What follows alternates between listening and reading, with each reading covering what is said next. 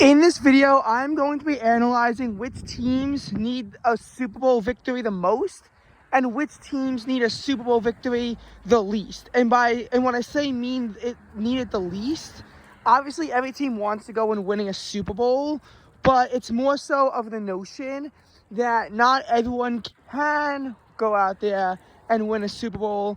And for some teams, either they have a young core and have plenty of time to get back there, or they have an old core, but they've already won their rings. So I'm going to go through the 4 teams that need it the most, and then 6 teams that maybe don't need it as much. And usually these teams are also more unlikely to get a ring. So for the 4 teams that need rings the most, in the number 4 spot, I am putting the Baltimore Ravens.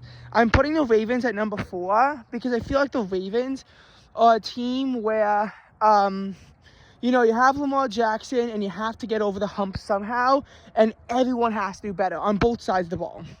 Because the AFC Championship game was, the defense was good in the second half, but it was bad in the first half, and Lamar Jackson and the offense completely crumbled in the second half, scoring only 3 points.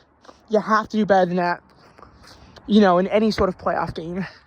The Ravens are a team where you feel like the core can win a Super Bowl, and you just got Derrick Henry. So the Ravens need a Super Bowl more than most other teams because you already went all in to establish yourself as the era. Similarly, that's why in the number 3 spot I'm putting the Philadelphia Eagles. The Eagles I'm putting at 3 because, again, you went out and you got Saquon Barkley, extended A.J. Brown, Devonta Smith, and again, one of the best teams in football. And you look at the Ravens, they're 12-5. The Eagles are 14-3. They're one of the best teams in football, and they can go out there and win a Super Bowl. They just have to prove that, on the field. So the Eagles are a team that I feel like need a Super Bowl. And a big reason why I put these teams lower down is because even though it might have been a while ago, these teams at the very least both have rings. These teams both, have had the success of a championship somewhat recently. I'm putting the Bills at 2 and the Lions at 1 for the reason of they've never had a ring before. Vikings, I probably should have put up here too. But I feel like for the Vikings, it's, you had Sam Darnold, you came in with such low expectations. And while in some ways this feels like your only shot of getting a Super Bowl ring, it's probably not. Given your success in 2022, even though it wasn't really success, but still. So the Bills are a team though where Josh Allen is in year 7. He's never beaten the Chiefs. He's never gotten himself over the hump to make it to a Super Bowl. And I feel like if you're the Buffalo Bills, you have to be able to get over that hump. And so far, you have been unable to do so. But you improved to 13-4 after getting rid of a lot of your talent. Josh Allen is having an MVP-like season, again, whether or not he wins one. And I feel as though if you are the Buffalo Bills, then you need to be focusing on the aspirations to actually win a championship. But the number 1 spot's the Lions because they've never been to there. They're also, a much better team. And they're also at a high risk of losing both Ben Johnson as offensive coordinator and Aaron Glenn as defensive coordinator, as they're both likely to get head coaching jobs.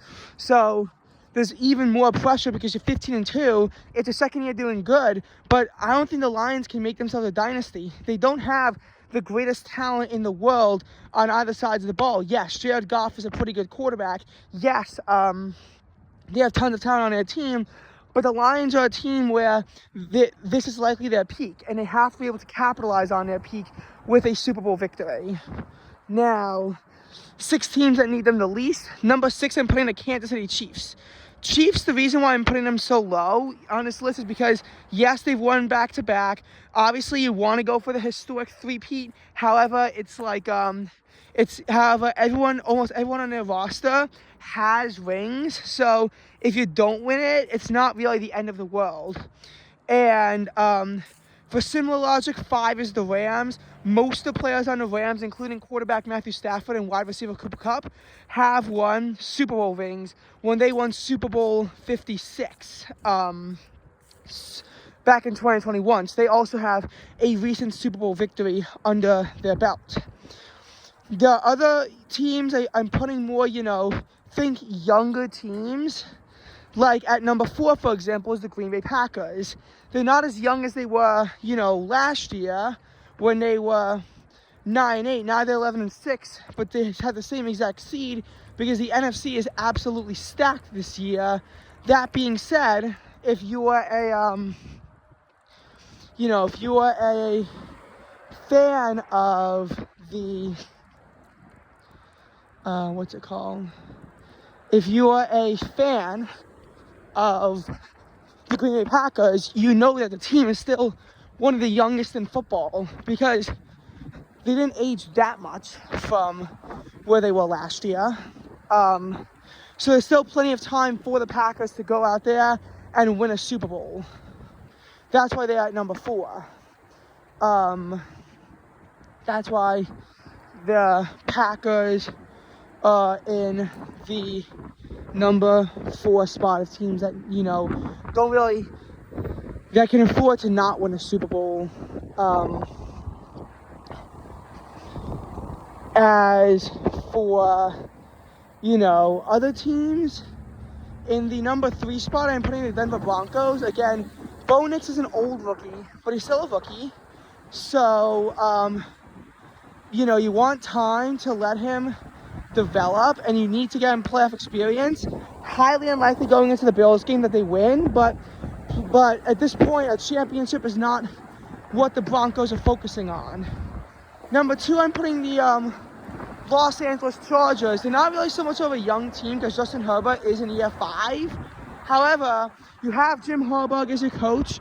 The future looks bright in LA, and they did outperform.